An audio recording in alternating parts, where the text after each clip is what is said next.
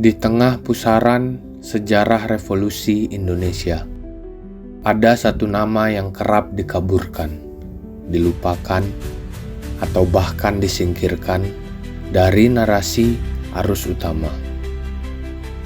Bernama Tan Malaka, seorang pemikir, seorang pendidik, seorang revolusioner,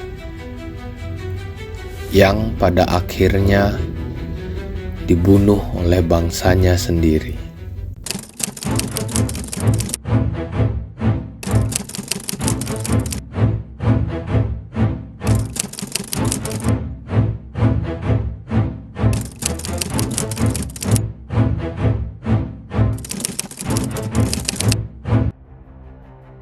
Lahir pada 2 Juni 1897 di Nagari Pandangadang, Sumatera Barat.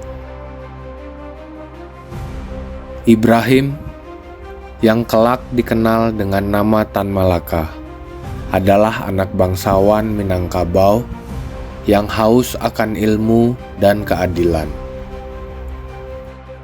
Sejak muda, pikirannya sudah melampaui zamannya. Ia tak hanya ingin merdeka dari Belanda.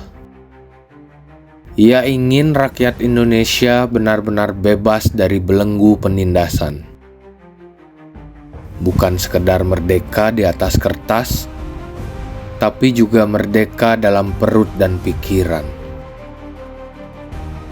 Ia menempuh pendidikan guru di Belanda.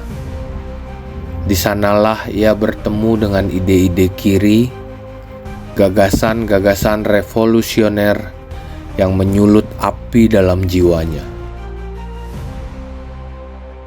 Kemudian ia pergi ke Moskow, menjadi anggota Komintern, dan bahkan menjadi tokoh Asia pertama yang menulis pemikiran sosialisme dalam konteks bangsa terjajah.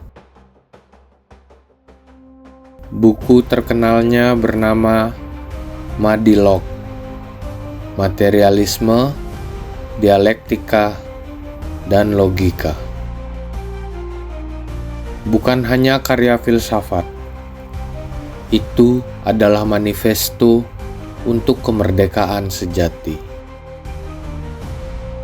Manusia Indonesia harus bebas dari tahayul dan mitos. Harus berpikir ilmiah, logis, dan revolusioner. Namun, Tan Malaka tidak hanya berpikir, ia bertindak. Ia hidup dalam pelarian selama bertahun-tahun, dari satu negara ke negara lain. Disusul intel Belanda, dicurigai oleh pemerintah kolonial, dan kadang oleh rekan-rekan seperjuangannya sendiri. Tan Malaka percaya bahwa kemerdekaan tidak bisa dinegosiasikan dengan penjajah. Ia mengkritik keras Soekarno dan Hatta yang pada tahun 1945 memilih diplomasi. Ia menulis, perundingan dengan Belanda adalah pengkhianatan terhadap darah para pejuang. Ia ingin revolusi total, bukan kompromi, bukan kabinet boneka, dan disinilah segalanya berubah. Indonesia pasca proklamasi bukan negeri damai. Ia adalah ladang pertempuran gagasan. Republik masih rapuh. Komunis, nasionalis, Islamis, semua berebut arah. Tan Malaka membentuk Persatuan Perjuangan, sebuah gerakan yang mendesak agar pemerintah tidak berunding lagi dengan Belanda. Ia didukung banyak laskar rakyat dan milisi, tapi dianggap ancaman oleh elit politik.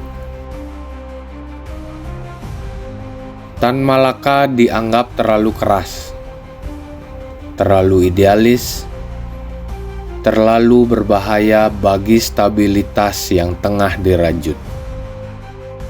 Dan disinilah ironi terbesar dalam hidupnya terjadi. Pada Februari 1949, di sebuah desa di Kediri, Jawa Timur, Tan Malaka ditangkap oleh Tentara Republik Indonesia tanpa pengadilan, tanpa pembelaan, tanpa kesempatan terakhir. Ia ditembak mati oleh anak bangsa yang katanya merdeka, oleh republik yang katanya diperjuangkannya. Ia dikubur dalam diam. Namanya menghilang dari buku sejarah resmi selama puluhan tahun. Bahkan Soekarno yang dahulu dikritiknya habis-habisan tidak menyebut namanya sepatah kata pun dalam pidato-pidato kemerdekaan. Tan Malaka bukan tanpa cacat. Ia keras kepala, idealis ekstrim, dan terkadang tidak bisa diajak kompromi. Tapi ia jujur pada perjuangan. Ia tak pernah menjual prinsip. Ia memilih dihabisi daripada mengkhianati keyakinannya. Dan hari ini, lebih dari 70 tahun setelah kematiannya, kita masih bertanya, mengapa orang sejujur dan sekokoh Tan Malaka harus mati di tangan sesama pejuang? Mengapa bangsa ini begitu cepat membuang anak-anak terbaiknya saat mereka tak lagi sejalan? Jika kemerdekaan adalah buah, maka pohonnya harus ditanam dengan darah dan keringat. Tapi siapa sangka, buah itu justru dipanen oleh mereka yang menyingkirkannya.